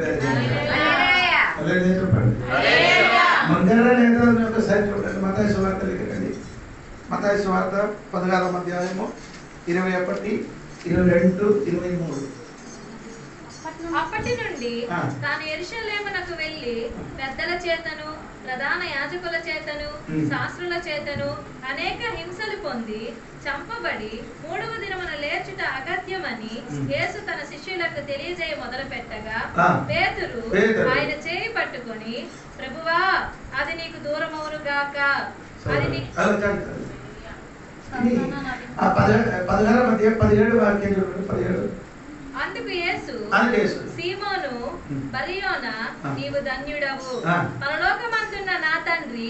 16వ వాక్యం నుండి చదవండి. అందుకు సీమోను పేతురు నీవు సజీవుడకు దేవుని కుమారుడైన క్రీస్తు అని చెప్పాను. అందుకు యేసు సీమోను బరియోనా నీవు ధన్యుడవు, పరలోకమందున్న నా తండ్రి ఈ సంగతి నీకు బయలుపరచనే గాని నరులు నీకు బయలుపరచలేదు. మరియు నీవు పేతురువు, ఈ బండ మీద నా సంఘమును కట్టుదును, పాతాళ లోక ద్వారములు దాని ఎదుట నిలవనేరవని నేను నీతో. ఈ సంగతి నీకు ఎవరు బయలుపరిచారు? దేవుడు, పరలోకమందున్న నా తండ్రి. దేవుడి గురించి మంచి విషయ దర్శనం ఉన్నవారు ఎవరు? పేతురు. లేకపోతే పేతురికి అడిగారు కదా, పేతురికి నన్ను ఏమనుకున్నారని చెప్పినప్పుడు పీతర్ గారు లేచి ఏం చెప్పారు? సజీవుడు అయిన దేవుని కుమారుడు అని చెప్పిన యేసయ్య దర్శనం పొందిన దేవుడు పుట్టిందో 16వ అధ్యాయము 21, 22, 23 వాక్యంలో వచ్చినప్పుడు ఆయన చెప్పిన, దేవా ప్రభువా అది నీకు దూరంగా మారిపోగునగాక. ఏది ఏది యేసయ్య ఎందుకు వచ్చారు? మరణించడానికి. ఆ మరణం గురించి ఆయన చెప్పినప్పుడు పీతర్ గారు చెప్పారు, అది మరణానికి జరగకూడదు అంటే ఆయన దర్శనం పోయింది. అప్పుడు ఫైనల్ దర్శనం ఎప్పుడు? యేసు ప్రభు దేవుని కుమారుడు అని చెప్పిన ఆ పీతర్ గారికి యేసయ్య మరణం గురించి చెప్పినప్పుడు దర్శనం పోయింది. దేవుడానికి కలగా సంభవించకూడదు. స్తోత్రం. మన దర్శనం ఎలా ఉంది? పీతర్ దర్శనము మృంగినట్టుగా మన దర్శనం కూడా సాతాను ఏం చేశారు? మృంగేరు. రక్షణ పొంది మారు మనసు పొందినప్పుడు మన దర్శనం ఎంత దర్శనం ఉందో తెలుసా? హలో, మీకు నేను చెప్పిన అర్థం అవ్వలేదు. పౌలు గారు మారు మనసు పొందినప్పుడు ఆడ దర్శనం ఎలా ఉందో ఒకసారి చెప్పండి. ఆకాశంలో గొప్ప యొక్క వెలుగు నేను చూసి తిని. ఆకాశంలో ఒక వెలుగు నేను చూశాడు. 9వ అధ్యాయం ఉందా? సరే 9వ అధ్యాయంలో రండి. అపోస్తలుల కార్యములు 9వ అధ్యాయంలో రండి. దొరికితే చదవండి. ఆకాశం నుండి వెలుగు ఆయన చుట్టూ వెలుగండి. వెలుగు కొన్ని సంవత్సరం తర్వాత ఆయన చెప్పిన మాట చూడండి. అపోస్తలుల కార్యములు ఉంది కదా, 23, 24 కదా, చూసారు.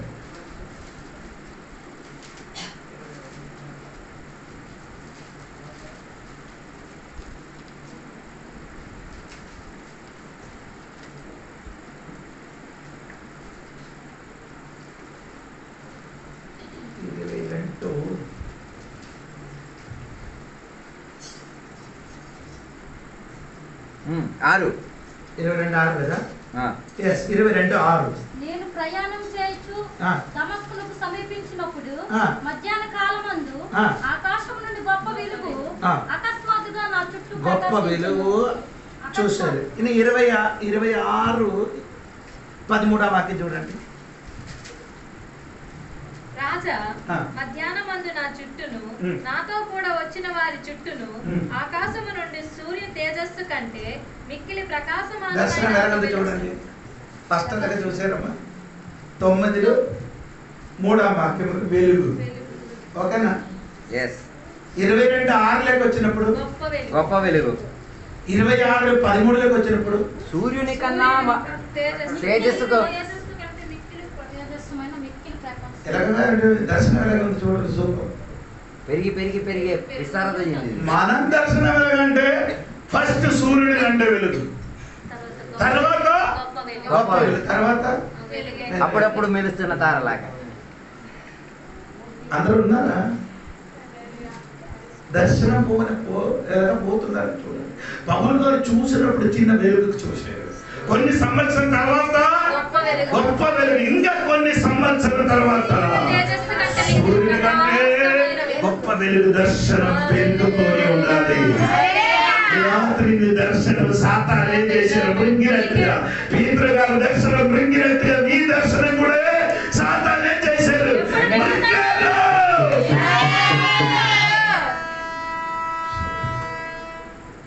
సామంత్ర పుస్తకం ఉంటుంది కదా ఒక మాట. 29 కదా? 29 ఎంత 18 సరే 29:18 చూడండి. సామంత్ర పుస్తకం. దేవభక్తి లేని ఎడల జనులు కట్టులేక తిరుగుదురు. అక్కడ దేవభక్తి అంటే ఇంగ్లీష్ లో ఏమంటారా? దర్శనం లేకపోతే జనులు కట్టులేక తిరుగుదురు. ఎందుకు విశ్వాసికి చర్చకి సరిగా రావడం లేదు? దర్శనం లేదు. విశ్వాసం ఎందుకు ప్రార్థనకి కరెక్ట్ రావడం లేదు? చెప్పండి. దర్శనం లేదు. విశ్వాసం ఎందుకు కాணிకలు కరెక్ట్ గా దేవుడి దైవవాసికి ఇవ్వలే? దశమ భాగము కాணிకలు ఇవ్వలే. హలో, దర్శనం లేదు. దర్శనం ఉంటే యేసయ్య గురించి బాగా దర్శనం కలిగిన ఆ ముగ్గురు కాదండి 3 మంది వచ్చారు. ముగ్గురు 3 వస్తువులు తీసుకొని వచ్చారు. ఏది తీసుకొని? బంగారు, సామ్రాణి, ఎందుకనగా తీసుకొని ఇచ్చారు? ఆ పెద్ద మనిషికి, పెద్ద రాజుడికి ఇచ్చినప్పుడు మంచి సామాన్లు ఇచ్చారు దేవుడు. అంటే మీకు సరి అయిన దర్శనం కలిగిన దేవుడు బిడ్డలు అయితే ఆరాధన ఎలాగ ఉంటాం, ప్రార్థన ఎలాగ ఉంటాం, దేవుడికి ఇచ్చిపుట్టు విషయం కూడా అలా ఉన్నాం. దేవుడి ఈ కాలంలో సంఘం నుండి ఏం పోయింది? దర్శనం పోయింది. పీతరు గారు దర్శనం పొందినట్టుగా మన సంఘముల బిడ్డల దర్శనం ఏమైంది? సాతాను మృంగారు. రాత్రి దర్శనంలోకి తిరిగి రావాలి. పాడొచ్చు కదా. ఏమన్నా దర్శనము లేక అభిషేకం లేక దర్శనమే రాక నశించుచున్నామయ్యా యేసయ్యా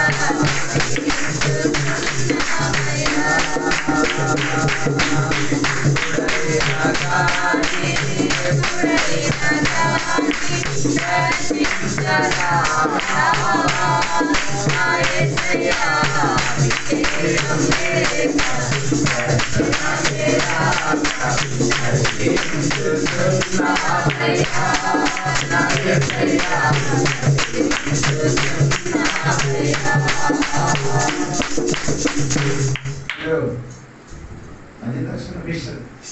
నేను అనుకున్నాను, నేను చెప్పిన అయ్యారు దర్శనం కళ్ళు మూసుకొని వచ్చినప్పుడు ఏదో ఒక కలగల చూసిన కదా. ఆ కళకు అది కాదు నేను చెప్తున్నది, అది వేరే.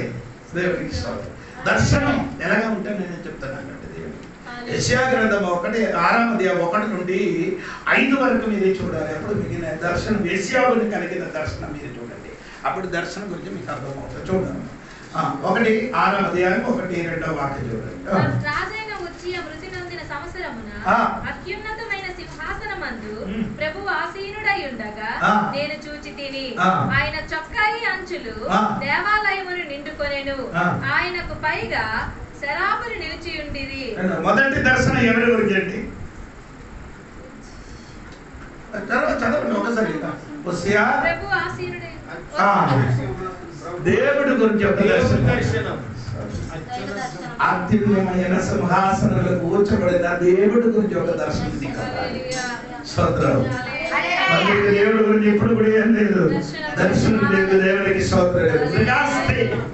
దుర్గాస్నేహిని ఒడిశాకి వచ్చి సువార్త ప్రకటించి చాలా కుష్ఠంలో బాగా చేసి తన పిల్లలు ఇద్దరు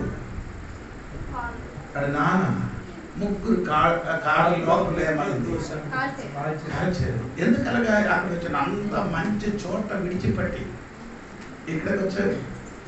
అతనికి ఏం చేశారు? దర్శనం వల్ల కావాలి. మన ఆంధ్రలో చనిపోయిన పగాడి గారు ఆయన అమెరికాలో ఉన్నతమైన స్థలం నుండి అక్కడే ఉన్న చోట విడిచిపెట్టి ఎక్కడికి వచ్చారు? మన ఆంధ్ర రాష్ట్రం వచ్చి సువార్త ప్రకటించినప్పుడు ఈ లోకంలో ఉన్న మనుషులు ఏం చేశారు? అప్పటికి తాగుబోతున్నా చెప్పేసి ఆయన హత్య చేసి ఎంత చచ్చిపోయిన మనుషుల గురించి ఇంకా ఎంత హీనంగా చెప్పాలో అంత హీనమైన మాట చెప్పి అతనికి బ్రతికినప్పుడు అలాగే చెప్తే పర్లేదు, కానీ చచ్చిపోయిన వాడి గురించి ఎప్పుడు కూడా ఎవరేం చెప్పరు.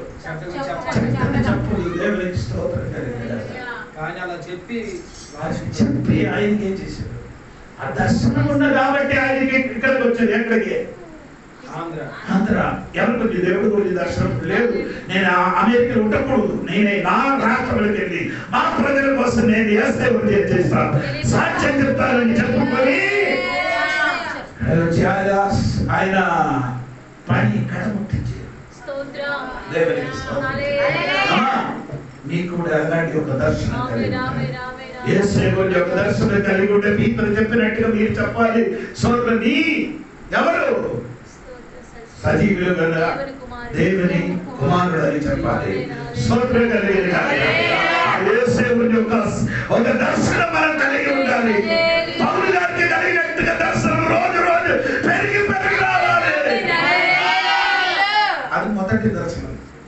రెండవది ఏసియాకి కలిగిన దర్శనం 5వ వాక్యం చూడండి. 5వ వాక్యం. రెండవది దర్శనం ఎవరి గురించి అండి? దేవుడి గురించి సరైన దర్శనం వస్తే విని దేవుడికి చూడదు, మనకు చూస్తుంది. మనమే చూస్తాం. మనమే చూస్తారు. అప్పుడు ఏం చెప్పారు? అయ్యో అపవిత్ర పెద్దలు కలిగిన అంతవరకు ఆడు చెప్పలే. ఒకటి ఏదో చెప్పలేదు. ఎలాగ చెప్పారు ఆయన? 5వ వాక్యం. అయ్యో అయ్యో అని 1వ అధ్యాయంలో చెప్పారు.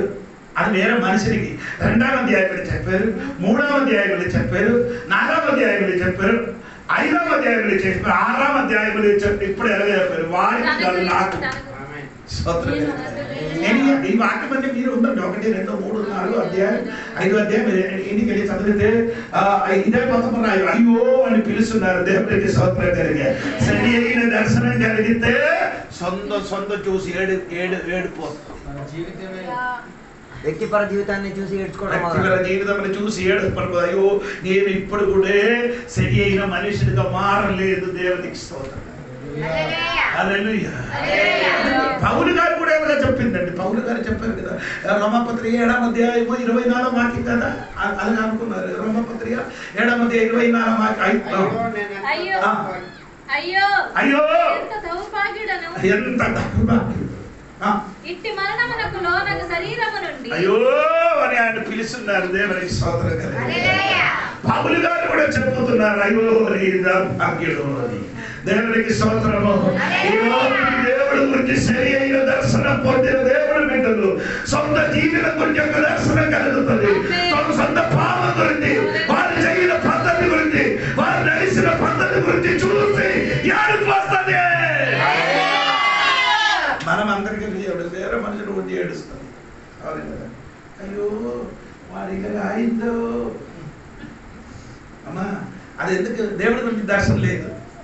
దేవుడి గురించి దర్శనం ఉంటే వేరే వాళ్ళ గురించి మనం ఏడం. ఎవరికి చెప్తారు? మనకు మన గురించే చెప్పుకొని తిరుగుతుంది.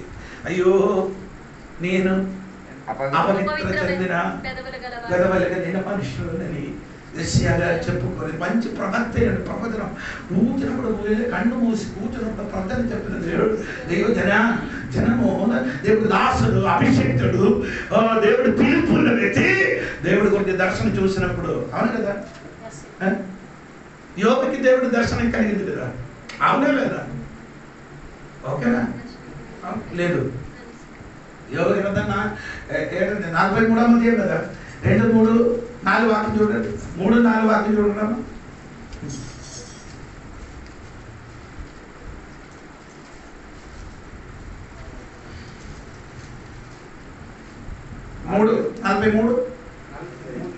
43 42 సారీ 42, 3, 4 వాక్యం చూడండి. జ్ఞానం లేని మాటల చేత ఆలోచనను నిరర్థకము చేయి వీడెవడు? అలాగున వివేచన లేని వాడనైన నేను ఏమీయు ఎరుగక నా బుద్ధికి మించిన సంగతులను గూర్చి మాట్లాడి తిని నేను మాట్లాడగోరుచున్నాను. దయచేసి నా మాట ఆలకింపుము. ఒక సంగతి నిన్ను అడిగెదను, దానిని నాకు తెలియజెప్పుము. వినికిడి చేత నిన్ను గూర్చిన వార్త నేను వింటిని. నిన్ను గురించిన వార్త నేను వింటిని. అయితే ఇప్పుడు నేను కన్నులారా నిన్ను చూచుచున్నాను. కావున నన్ను నేను అసహించుకొని ధూళిలోను బూడిదలోను పడి పశ్చాత్తాపపడుచున్నాను. యోగుల పాపం ఉందా? అది లేకపోతే పశ్చాత్తాపపడదు. ఎప్పుడు ఆయన అది తెలిసిపోయింది? చూసినప్పుడు సరి అయిన దేవుడి దర్శనం మనలోనికి వస్తే ఆటోమేటిక్ ఏడుపు వస్తుంది. మనకి పశ్చాత్తాపం ఏడుపు వస్తుంది. అయ్యో నా సరి అవ్వలేదు, అయ్యో నా ప్రార్థన సరికాదు, నా ఆరాధన సరికాదు, నా నిత్యం సరికాదు అనగా ఒక తరము మనలోనికి వచ్చి ఏమవుతుంది? ఏడుపు వస్తుంది. దేవునికి స్తోత్రం. హల్లెలూయా. ఇదే పీతరు ఒక చోట 5వ అధ్యాయంలో ఉంది. పీతరు ఏం చేస్తున్నారు? చేప అన్ని దొరికిన ఓడన్ని నిండిన తర్వాత దేవుడు పీతరు గారి దగ్గరికి వచ్చినప్పుడు పీతరు గారు చెప్పారు, నేను పాపి, నా పాపాత్ముడు అని చెప్పారు. అప్పుడు వరకు నాకు తెలియదు. 8 5 ఎప్పుడు తెలుసు? దేవుడికి సరిగా చూసినప్పుడు తెలిసింది. దేవుడికి స్తోత్రం కలిగింది. నేను చెప్పిన మాట ఈ రాత్రి మర్చిపోరమ్మా. వారు దర్శనంలోనికి రావాలి. ఒకటి దర్శనం దేవుడి గురించి, రెండవది దర్శనము మనము, మూడవది దర్శనము 5వ వాక్యం చూడండి. యెషయా గ్రంథము 65వ వాక్యం.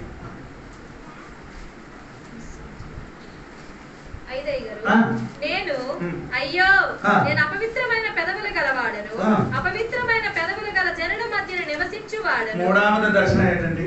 ఎవరి గురించి దర్శనం? అపవిత్ర కలిగిన జనుల గురించి, జనముల గురించి ఒక దర్శనం. ఇది సరి అయిన విషయం. దేవుడి గురించి ఒక దర్శనం, ఈ జీవితం గురించి ఒక దర్శనం, 3 నశించిపోయిన పాపి మనుషుల గురించి ఒక దర్శనం కలిగింది. అంటే వీళ్ళు రక్షణ పొందలేదు, మారు మనసు పొందలేదు, మిమ్మల్ని చచ్చిపోతే నో ప్రాబ్లం. కానీ వారు రక్షణ పొందలేదు, మారు మనసు పొందలేదు, బాప్తిసం పొందలేదు. అటువంటి వారు మనిషి చచ్చిపోతే ఎక్కడికి వెళ్తుంది? నరకములకు వెళ్తుంది. వారి గురించి మనకు ఒక వేదన రావాలి. నన్ను పంపించు. అవును కదా? 8 వాక్యం 6, 8 వాక్యము. యెషయా ఏం చెప్తున్నారే? ఎవరు వెళ్తారు? ఎవరు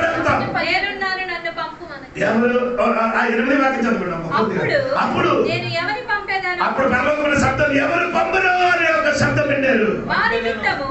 ఎవరు పోవునని అంతటా నేను చిత్తగించుము. Hello praise God. దేవుడు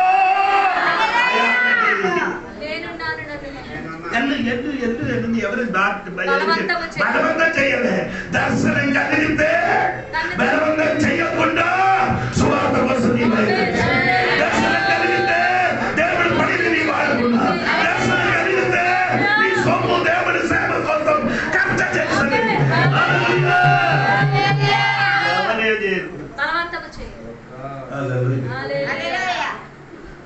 రెండున్నర క్రితం దాని ఒక సాక్ష్యం చెప్పినారు. బెంగళూరులో ఒక సంఘం పెట్టారు. బెంగళూరు సంఘంలో స్తోత్రం. ఆ బెంగళూరు సంఘం అది అసెంబ్లీ స్పోర్ట్స్ సంఘం. అది అసెంబ్లీ బోర్డులో పాస్టర్ గారు తంగయ్య, పోల్ తంగయ్య, ఆయన సంఘంలో ఒక విషయం ప్రకటించారు. మనకు సువార్త కోసం డబ్బులు కావాలి. సువార్త కోసం ఏం కావాలి? డబ్బులు కావాలి. మీకెంత దేవుడు నీతో మాట్లాడుతున్నంత కావాలి. ఒక నెల లోపల 5 crore 5 కోట్లు డబ్బులు దొరికింది. మన జాతీయులు ఈ పండుగ రోజు వచ్చిన ఆ నెల నుండి స్టార్ట్ చేసే పండుగ ముగిసిన తర్వాత 6 నెలలు స్టార్ట్ చేస్తే 6 నెలల నుండి పండుగ అయిపోయే వరకు డబ్బులు రావాలి. అదే విశ్వాసి రామోహన్ రావు గారు చెప్పారు, అమ్మా 5,000 కావాలని చెప్తే అప్పు చేసుకొని అయినా వెళ్తారు. దేవుడికి అప్పు తీసుకున్న వాడు ఎవరు ఉన్నారు? అందరూ ఉన్నారు. హల్లెలూయా. దేవుడికి స్తోత్రం. దేవుడి పని కోసం అమ్మా అది దర్శనం. డబ్బులు మొత్తం ఒకటి చర్చ కట్టడానికి అన్నీ ఇచ్చాడు. ఒక విశ్వాసం వచ్చి నాకు అడిగారు, అయ్యారు చర్చ కట్టారండి, నీకెప్పుడు చర్చ ఇల్లు నేను చెప్పారమ్మా, మనకి చర్చ ఇల్లు కట్టే పెద్దది అది ఆ దర్శనం కలిగినప్పుడు దావీదు ఎక్కడ పడదులే, మంచం మీద పడదు. ఎక్కడ పడదు? కింద. దేవాలయ గంటలు వరకు నేను ఎక్కడ పడుకున్నాను? మంచం మీద ఇంకా పడుకున్నావు. దేవునికి దర్శనం చెందిన దేవుడు పెట్టాలి. దేవునికి రాత్రి మన కట్టుబడి దర్శనం కావాలి. ఈ దర్శన సాతాను పొందుతున్నది అమ్మా. ఎందుకంటే దేవుడు పని ఎందుకంటే ఆరాధనకి చర్చకు రాలే, ఎందుకు నీకు ఉపవాసం చేయదు, ఎందుకు స్వార్థ కోసం వెళ్ళలేదు. సాతాను దర్శనం ఏం చేశాడు? నీ ఆత్మీయ కన్ను ఏం చేశాడు? గుడ్డిపరిచాడు. అనగా ఉండకుండా మన దర్శనము పౌలు వారి వలన రోజు రోజు ఏం చేయాలి? ఫస్ట్ ఒక చిన్న వెలుగు, రెండవ పెద్ద వెలుగు, 3 సూర్యుల చంద్రుల కంటే భయంకరమైన వెలుగు కనిపించినట్టుగా దర్శనంలోనికి సంఖ్యలు దిగినగాక.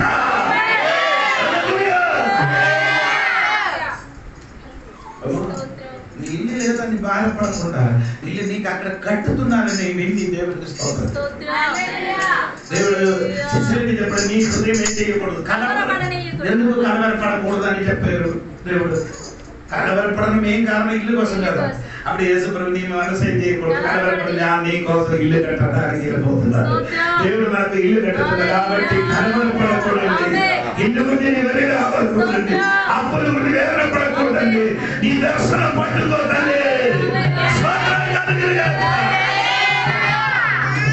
చెప్తున్నారు గారు, ఇదొక కన్ను ముందుకు వస్తున్నారు, ఎలాగ దర్శనం మొత్తం పోయిందండి. భయపడకూడదండి. ఎదిరించడానికి నాకు బలం. అది నిరాశ పడకూడదు. ఎన్ని సమస్యలు వచ్చినా కూడా మనం ఎలాగలగాలి, సరిగా నిలబడాలి. దేవుడికి స్తోత్రం. హల్లెలూయా. సౌలు వలన చేయకూడదండి. గోలియాతు వచ్చినప్పుడు సౌలు ఏం చేశాడు? మొత్తం ఉంది సామాన్. ఏదుంది? కవచం అన్నీ ఉంది, శిరస్రాణం ఉంది, పెద్ద ఖడ్గం ఉంది. ఇశ్రాయేలు కంటే అన్నింటికంటే పొడుగు ఉంది, కానీ వీరికి బలం లేదు, భయం పారిపోతుంది. దావీదు చూడండి, దేవుడికి స్తోత్రం. దావీదుకి తెలిసి ఎందుకంటే 2 సంఘటనలు జరిగింది. ఒకటి ఒక సింహం, 2 ఇది రహస్యంగా జరిగిన సంగతి. ఇది రహస్యంగా జరిగిన సంగతి. పౌలు గారు దావీదు గారు ఏమైంది? గెలిచింది. ఇప్పుడు వచ్చిన సంగతి ఎలాగా? బహిరంగ వచ్చిన సమస్య. ఎవరు? గోలియాతు. బహిరంగ వచ్చిన సమస్య చూసినప్పుడు రహస్యంగా కలిసిన దేవుడు వింటారు. రహస్యంగా కలిసిన దేవుడు వింటారు. బహిరంగ వచ్చిన సమస్య చూసినప్పుడు పారిపోదను. అటువంటి పారిపోదకుండా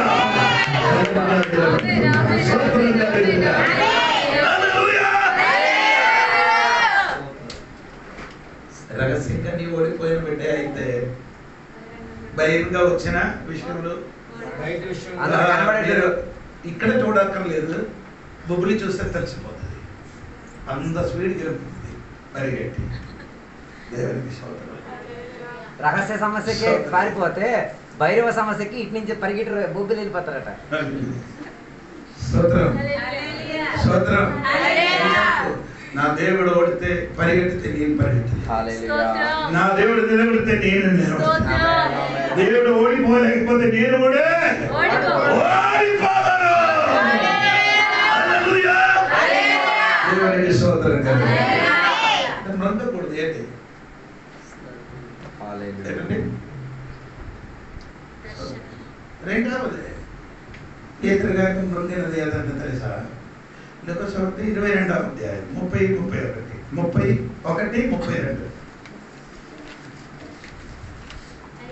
మీరు అందరికీ తెలియదు. 22వ అధ్యాయం లూకాసు 22 31 32. సీమోను సీమోను, ఇదిగో ఇదిగో సాతాను మిమ్మును పట్టి గోధుమల వలె జల్లించుటకు మిమ్మును కోరుకొనిను గాని నీ నమ్మిక తప్పిపోకుండానట్లు. రెండవది పేతురు గారికి మృంగేరు ఫెయిత్. ఏం పోయింది? విశ్వాసం పోయింది. స్తోత్రం కలిగింది. అదే చెప్పచ్చు కదా, ఇంకా గట్టిగా చెప్పాలి. అందరి విశ్వాసం ఇప్పుడు సాతాను ఏం చేశాడు? పేతురు గారి విశ్వాసం మృంగినట్టుగా నీ విశ్వాసం కూడా సాతాను ఏం చేస్తున్నారు తల్లి? దేవుడికి స్తోత్రం కలిగింది. అదే చెప్పండి ఇంకా గట్టిగా. మోసే పెద్ద విశ్వాసములు శక్తివంతుడు. మోసే ఏంటండి? విశ్వాసములు శక్తివంతుడు. అవును కదా. దేవుడు అందరి గురించి చెప్పిన సంఖ్యాకాండం 12:3. సంఖ్యాకాండం 12:3 దేవుడు ఆయన గురించి చెప్పిన మాట్లాడారు. మనుషులందరిలో సౌమ్యుడు. యెహోవా మోసే భూమి మీద ఉన్న వారందరిలో మిక్కిలి సాత్వికుడు. భూమి మీద ఉన్న వారందరిలో మిక్కిలి సాత్వికుడు.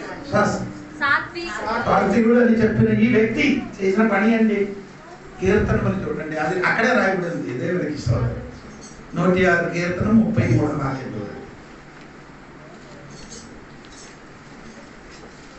106.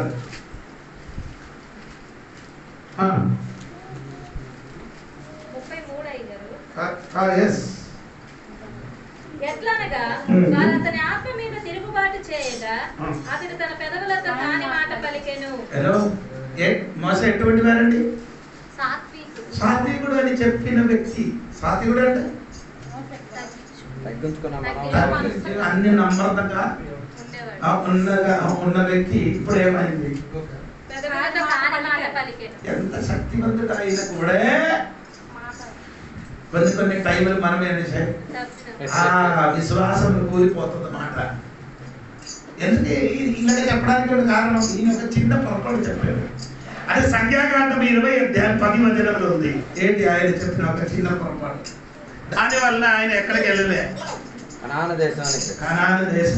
దేశానికి వెళ్ళలేదు. ఏది? సంఖ్యాకాండం 20:10 ఏటది?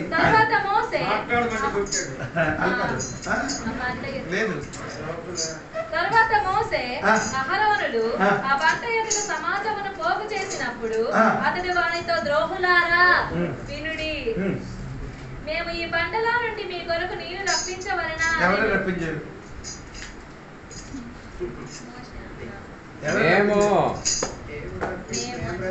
ఆయన దేవుడు రప్పించారు కానీ దేవుని దగ్గర నుంచి ఈడిపుచ్చుకుంటున్నాడు. ఆయన నేనే రప్పించారట. ఆ చిన్న మాట వలన ఎంత విశ్వాసం చెందిన వాడు. 40 లక్షల ప్రజలకి ఎర్ర సముద్రం దాటించిన విశ్వాసం చెందిన మోసే. ఆయన అతన్ని నమ్మదగిన వ్యక్తి, స్వార్థికుడు. కానీ మాట వచ్చినప్పుడు ఏమైంది? ఆయన మాట వలన దేవునికి నొప్పి కలిగింది. దేవునికి స్తోత్రం. ఆయనలోని ఉన్న విశ్వాసం ఏమైందమ్మా? కూలిపోయింది. దేవునికి స్తోత్రం. హలో, దేవునికి స్తోత్రం. అబ్రహాం పెద్ద విశ్వాసం చెందినవాడు. అవును కదా. మనం అందరూ ఎలాగే చెప్తున్నాము? విశ్వాసానికి తండ్రి అని చెప్తున్నారు. అవును కదా. అవును కదా. ఈ వ్యక్తి చిన్న పొరపాటు చేశాడు. ఐగుప్తు దేశంలోకి వెళ్ళినప్పుడు తన భార్యకి చూసి ఏం చెప్పారు? చిన్న సహోదరి, చెల్లి, సహోదరి. అది ఏంటి? అది చెప్పింది దేవునికి స్తోత్రం. ఎంత పెద్ద విశ్వాసానికి తండ్రిగా ఉన్న దేవుని బిడ్డ ఒక్క క్షణం లోపల ఏమైంది? విశ్వాసం కోల్పోయింది. దేవునికి స్తోత్రం. హలో, ఈ రాత్రి దేవుడు సంఘమా, నీ విశ్వాసం కొన్ని సమయంలో ఏమవుతున్నారు? కోల్పోతున్నారు. దేవునికి స్తోత్రం. యేసు పీతరు సీమోనే, హల్లెలూయా. ఇదని ముందుగా పిలిచారు దేవుడు. నీ మత్తయి సువార్త యోనా కుమారుడైన 16 మత్తయి 16. అందుకు సీమోను పేతురు, నీవు సజీవుడగు దేవుని కుమారుడవైన క్రీస్తు అని చెప్పాను. అందుకు యేసు, సీమోను బర్యోనా, నీవు ధన్యుడవు. అప్పుడు అంటే సీమోన్ 2 బర్యోనా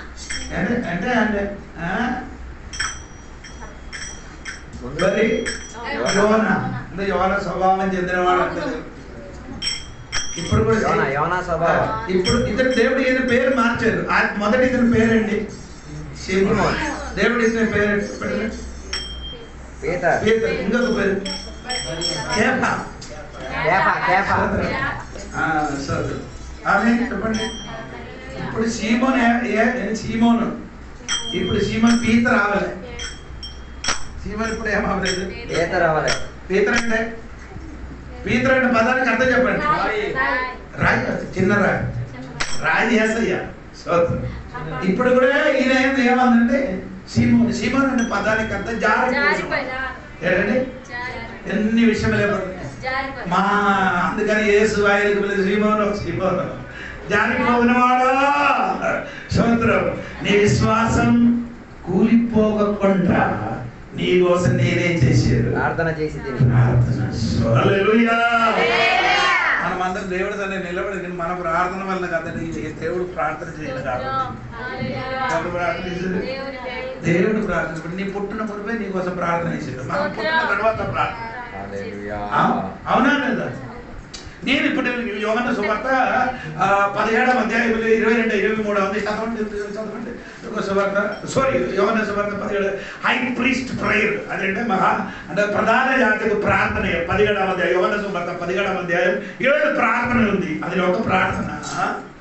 22, 23, 24 మనము ఏకమై ఉన్నలాగున వారిని ఏకమై ఉండవలెనని నీవు నాకు అనుగ్రహించిన మహిమను నేను వారికి ఇచ్చి తిని, వారి యందు నేనును నా యందు నీవును ఉండుట వలన వారు సంపూర్ణంగా చేయబడి ఏకముగా ఉన్నందున నీవు నన్ను పంపితివనియు నీవు నన్ను ప్రేమించినట్టే వారిని కూడా ప్రేమించితివనియు లోకము తెలుసుకొనున్నట్లు నాకు అనుగ్రహించిన మహిమను వారికి ఇచ్చి తిని. తండ్రి, నేనెక్కడ ఉందునో అక్కడ నీవు నాకు అనుగ్రహించిన వారును నాతో కూడా ఉండవలననియు నీవు నాకు అనుగ్రహించిన నా మహిమను వారు చూడవలననియు కోరుచున్నాను. జగత్తు పునాది వేయబడక మునిపే నీవు నన్ను ప్రేమించితివి. నీతి స్వరూపుడు ఒక తండ్రి లోకము నిన్ను ఎరుగలేదు, నేను నిన్ను ఎరుగుదును. 21 చదవమ్మా.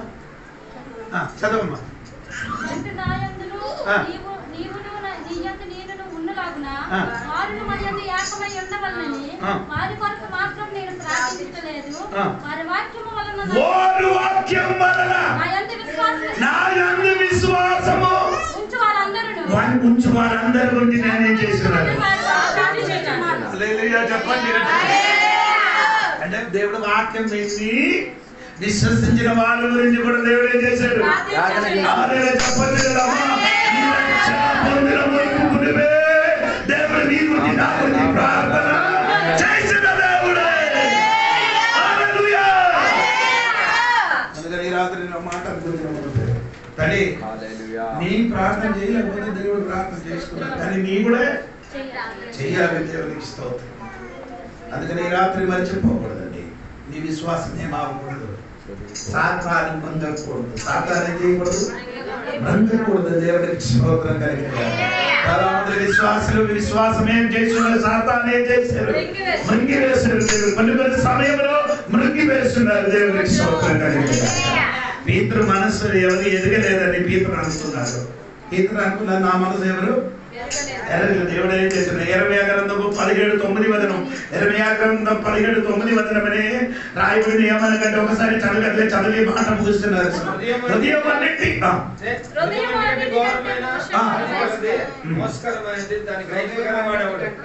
తర్వాత ఒకరి ప్రవర్తనను బట్టి హృదయం అన్నిటికంటే మోసకరమైనది, అది ఘోరమైన వ్యాధి గలది, దాన్ని గ్రహింపగల వాడెవడు. ఒకరి ప్రవర్తనను బట్టి వాని క్రియల ఫలము చొప్పున ప్రతికారము చేయుటకై యెహోవా అను నేను హృదయముతో పరిశోధించువాడు.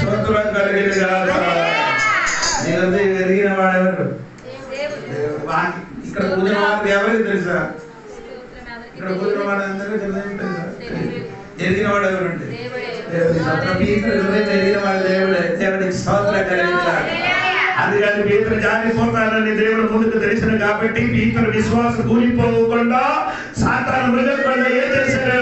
పీతరు కొరకు దేవుడే చేశారు, ప్రార్థన చేశారు. కాబట్టి దేవుడికి స్తోత్రం. పీతరుకు మాత్రం కాదు, ఆ 22 మాత్రం ఒకసారి చదవండి. స్తోత్రం ఏంటండి? 22వ అధ్యాయంలో 31 మాకు ఒకసారి కూడా చదవండి. మెల్ల చదవాలి, అప్పుడే మీకు అర్థమవుతుంది. లూకాసు వార్త 22:31.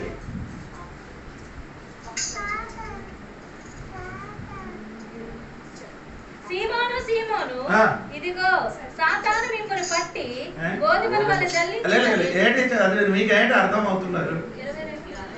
అదే చదివినే మీకేం అర్థమైందని నేను అడుగుతున్నాను. పీతరుకు మాత్రం కాదు చెప్పినది, ఒకసారి కూడా చదవండి.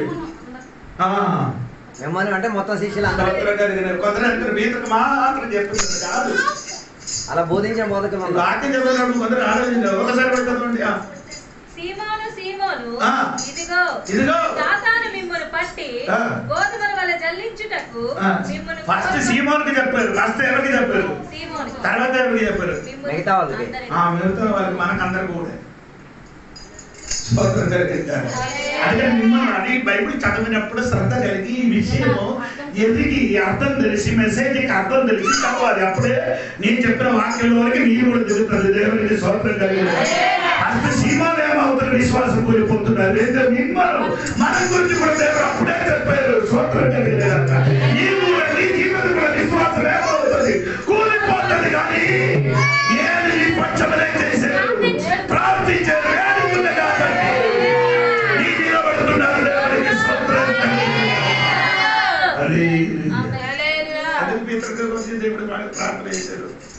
విశ్వాసం తొలగిపోకుండా. ఇది చెప్పిన తర్వాత చెప్పారు, సిమను సిమను కోడి 3 సార్లు పోయి ముమ్మారు ఏం చేసినారు. నేను ఈ రోజే చదివినప్పుడు చాలా సంతోషం వచ్చింది. భాస్కర్ బైబిల్ క్లాస్కి వచ్చిన వాక్యం రాత్రి చదివినప్పుడు ఎందుకు కోడి ఎందుకు పోతున్నారు? కోడి ఎందుకు కోసేది? అబద్ధం చెప్పడం కోడి ఎందుకు కోసేది? నిద్రపోయిన వాళ్ళని లేపడానికి. అదే తెల్లవరి అవుతున్నారు. కొత్త దినం వస్తున్నారు. అందుకోసం నా దేవుడికి స్వతంత్రం. కోడి కూరారు స్వతంత్రం. నేను అది ఎరగలేదని చెప్పారు. నీకు ఒక కొత్త దినం వస్తున్నారు రా. దేవుడి దగ్గర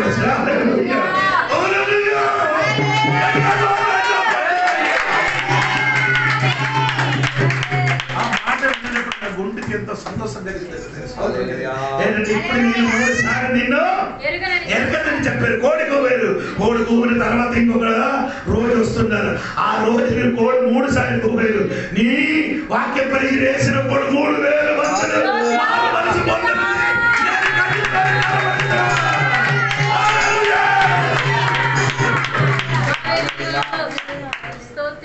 అందుకని కోడి కూవారు అని అందరూ పాస్ట్ అదే చెప్తున్నారు. కోడి కూవారు, తప్పిపోయారు కాదు. దేవుడు నాకు కోడి కూడా కాదురా. కోడి కూతుంది. ఎందుకు కోడి కూతున్నారు? నిద్రపోయిన ఈ రాత్రి నీ తప్పిపోయింది కాదు, ఇంకొక రోజు వస్తున్నాడు నీ తప్పిపోయిన వాడిని తెచ్చి వచ్చాడు.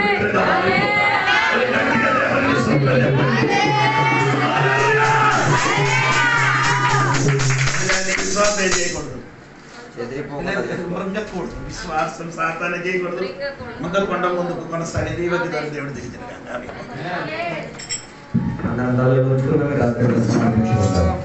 దేవుని దర్శనంలో మనం కలిసి మనం ప్రార్థన చేద్దాం. పరిశుద్ధ మహోన్నత దేవానికి తెలుగుతున్నాం. రాత్రి వేళ నీ వాక్యం సాగు నుంచి నేర్చుకోవడానికి మాకు కృపావాత్సల్యం దయచేసి మాకు దేవానికి దేవ తగిన సమయం అందుకు మాకు ఆదరించిన దేవుడు, తగిన సమయం ముందు దేవ కృపాసింహాసనం ఎదురుకు బయటకు తీరడానుకున్న దేవ త్రోవలను మా కొరకు సరిపరిచిన దేవుడు, తగిన సమయంలో దేవ మా అవసరములన్నీ కూడా తీర్చగలిగిన దేవుడు దేవ. దేవ ఇవన్నీ ఉంటూ ఉండగా దేవ వీటి మధ్యలో సాతాను ఏ రీతిగా మనల్ని మోసం చేసి తీరాలో ఉన్న ప్రయత్నంతో మమ్మల్ని నిండడానికి ప్రయత్నం చేసిన చర్యలు చూసినప్పుడు దేవ మేము నిప్రమాణసు కలిగి ఉండి తీరి దేవ మేము నిప్రమాణసులై ఉండి జాగ్రత్త వహించుకునే విశ్వాసంలో నిలకడతో కలిగి ఉండి దేవ ఎదురించిన వారిగా నిలకడతో కలిగి ఉండి తీరడానికి దర్శనం మాకు దయచేయండి దేవ. ఇలాంటి వేళ మాకు నీ గురించి ఒక దర్శనం కావాలి, మా వ్యక్తిపర జీవితం గురించి మాకు ఒక దర్శనం తీరాలి దేవ. నశించిన పాత్రల గురించి, దేవునికి ఎరగని లేని ప్రజల గురించి దేవ, దేవుని తట్టు వారిని తీసుకొచ్చి తీరిన ఒక దర్శనం మాకు ఇచ్చి తీరాలి దేవ. దేవ సాతాను ఎన్నోసార్లు మమ్మల్ని దేవ వంచనలతో కీర్తి చేత మోసం చేయడానికి ప్రయత్నంలో ఉన్నా దేవ సాతాను పేదలను వంచుకోగలిగి తీరేది, శిష్యులను వంచుకోగలిగి తీరేది దేవ. వాటి ద్వారా మీరు హెచ్చరిక పొందుతున్నారు. సాతానుతో ఆయన కుయుక్తి చేసి పడేశారు, కానీ మేము మాత్రం పడేసే దేవతలో వెళ్ళము దేవా. మాకు కనికరం కావాలి దేవ, కృప కావాలి దేవ. నిద్రపోయే స్థితిగతుల్లో దేవ గొడుగు నాటకు తీరడానికి సాతాను ప్రయత్నించేటప్పుడు దేవ మేము నిద్రపోకుండా ఉనికి చేయండి. శిష్యులకు వేసే చెప్పినట్ల కాసేపు కూడా మీరు మెరుగుగా కలిగి ప్రార్థన చేయండి. ఈ రాత్రి వేళ మాటలను మేము జాగ్రత్తగా తీసుకుంటున్నాం ఏసయ్యా. ఈ రాత్రి వేళ దానిని హెచ్చరికగా తీసుకొని నిద్ర కలిగే స్థితిగతులు దేవ కొన్ని గురువులు నాపించేసి దేవ పంటను కాపాడుకు తీరేటట్టుగా అక్కడకు తయారై తీరేటట్టుగా దేవుని సమావేశమును సంఘ బిడ్డలను దేవ సిద్ధపాటు కలిగే వారిగా మార్చి తీరేటట్టుగా సహాయం చేయండి దేవ. ఈ రాత్రి వేళ వాక్యం సరళతో మాట్లాడినందుకు స్తోత్రం. అందరి జీవితంలో పశ్చాత్తాపాన్ని కల్పించేసినందుకు దేవానికి స్తోత్రం. అందరి జీవితం చక్కపరచబడినందుకు దేవానికి స్తోత్రం. అదేవిధంగా ప్రత్యేకమైన స్త్రీలతో కోసం ప్రార్థన చేసిన తన శరీరంలో ఉన్న రోగశక్తి యేసు నామములో నయమైబడి ప్రతి ఆరోగ్యంలో దేవునికి సేవకి తీరేటట్టుగా భాగ్య తరగతులు దానికి దయచేయమని కోరుతున్నాం దేవ. అదేవిధంగా సంఘంలో అందరి కొరకు ప్రార్థన చేస్తున్నాం. వారిని కూడా దీవించండి, వారి కుటుంబాన్ని కూడా దీవించండి. ఈ ఊరిలో నివాసుల కొరకు ప్రార్థన చేస్తున్నాం. వారి కుటుంబాన్ని దీవించండి, వారి పొలాన్ని దీవించండి, వారి సంపదలను దీవించండి, వారికి కృపాక్షేమము వారికి దయచేయండి దేవ. దేవునితో ఉన్న అనుబంధం వారిలో రాబడితీరా దాని కొరకు సహాయం దయచేయండి. దేవునితో నింపినందుకు స్తోత్రం, సహాయపరిచినందుకు స్తోత్రం. యేసు నామములో అడిగి వేడుకున్న పరమ తండ్రి. కుమారుడు పరిశుద్ధాత్మక సహవాసం ఇప్పుడు ఎక్కడ కూర్చున్న సద్భక్తులకు దేవాలయ అక్కడ తోడైతుండగా యేసు రక్తమే జయం, యేసు వాక్యమే జయం, యేసు నామమే సంపూర్ణ విజయం కలుగునుగాక. గట్టి శబ్దంతో గట్టిగా హల్లెలూయా.